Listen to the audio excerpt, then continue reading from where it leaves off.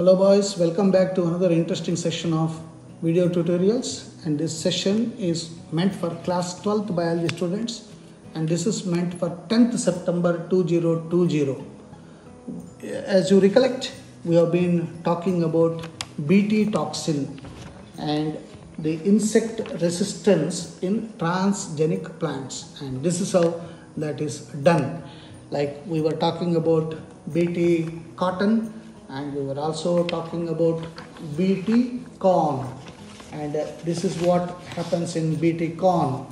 So it is Cry1AB will be introduced into Bt corn to protect the same from corn borer. So here you can see the first we are starting with the DNA extraction and isolation from the bacteria.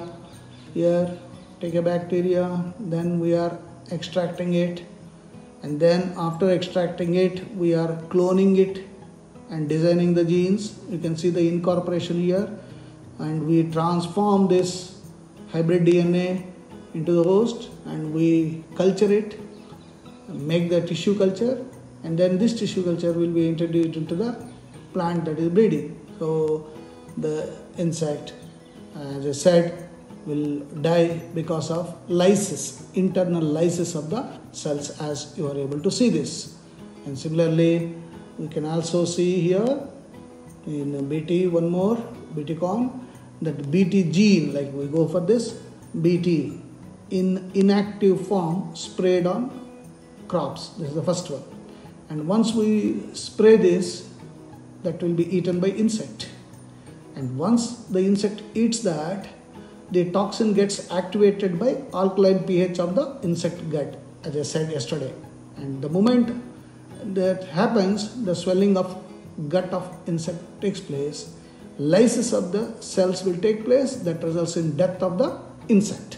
So the same thing here, Bt gene is transferred from the bacillus into the corn, step number 1. And the European corn borer feeds on the corn plant and ingests the protein encoded by the Bt gene, and the Bt protein penetrates and collapses the cells lining the gut, and the insect dies. So without spraying any chemical, we are able to make the pests die. And there is another way. One is Bt toxin, we said, and another one is, it is called RNA interference, or we say RNAi, RNA interference or RNAi. Bt toxin is not toxic to all pests, and pest becomes resistant against Bt toxin. So we can't use this Bt toxin for all.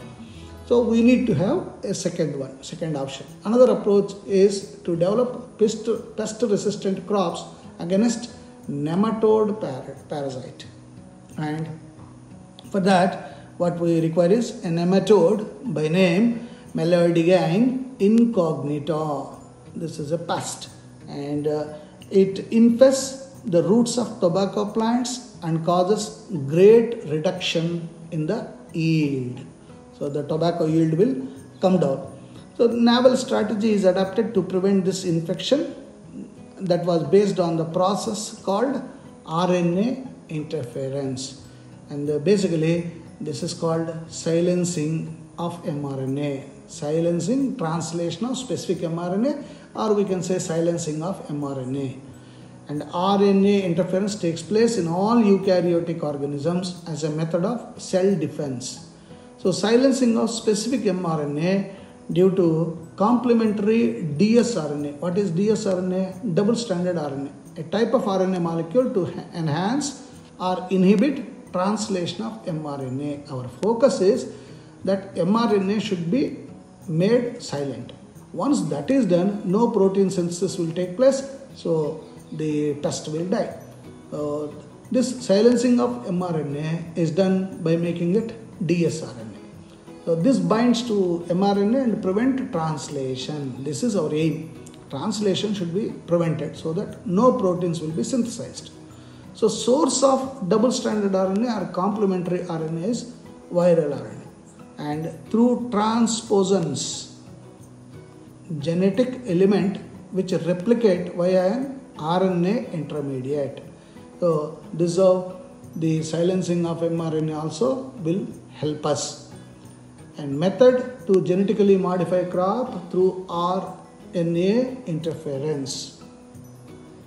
Vector used is Agrobacterium, genetically engineered to introduce nematode specific genes. Nematode specific gene introduced into host plant, transgenic plant. DNA introduced will produce both sense and antisense RNA in the host. This is important. The DNA that is introduced will produce both sense as well as antisense RNA. Since sense and antisense RNA are complementary to each other, double-stranded RNA can be made, dsRNA, and that initiates RNA interference. When nematode infests the plant, introduction of nematode genome takes place, and presence of dsRNA will make silencing of specific mRNA of the nematode. That is because of the RNA interference initiation. Parasite will not be able to survive in host which expresses interfering RNAi. So transgenic plant will become resistant and protected from the parasite. This is what happens exactly here. You can see that the nematode, Melioidogain incognita, and this is how the crop can be protected. So further, to add up to this, we can say how exactly this silencing of mRNA can be done. So the following steps can be incorporated. Number one, double-stranded RNAs are processed into approximately 21 to 23 nucleotide RNAs. An RNase enzyme called dicer, cuts the double-stranded RNA molecules from a virus, transposon or through transformation into small interfering RNAs. We normally say siRNAs, that is small interfering RNAs. Each siRNA complexes with ribonucleases to form RNA-induced silencing complex. We say RISC. I am writing here RISC. What is this RISC? R stands for RNA, I for induced, S for silencing, C for complex, RISC. The sRNA unwinds and RISC is activated. The activated RISC targets complementary mRNA molecules. The siRNA strands act as guides, whereas RISCs cut the transcripts. This destroys mRNA. When mRNA of the parasite is destroyed, no proteins are synthesized.